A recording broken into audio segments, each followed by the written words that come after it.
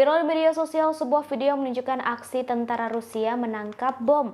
Bom yang ditangkap merupakan bom yang dijatuhkan oleh drone Ukraina. Bom-bom tersebut kemudian dilemparkan tentara Rusia, lalu meledak. Dalam video itu tampak tentara Rusia bersembunyi di dalam parit di medan perang. Para tentara Rusia yang dikerahkan ke garis depan di Luhansk dan Donbas diperintahkan menggali parit untuk pertahanan.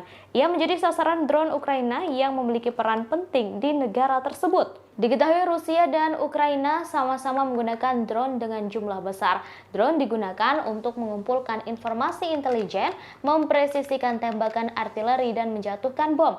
Sebelumnya dikabarkan para tentara Rusia mengalami kemunduran yang signifikan dalam perang di Ukraina.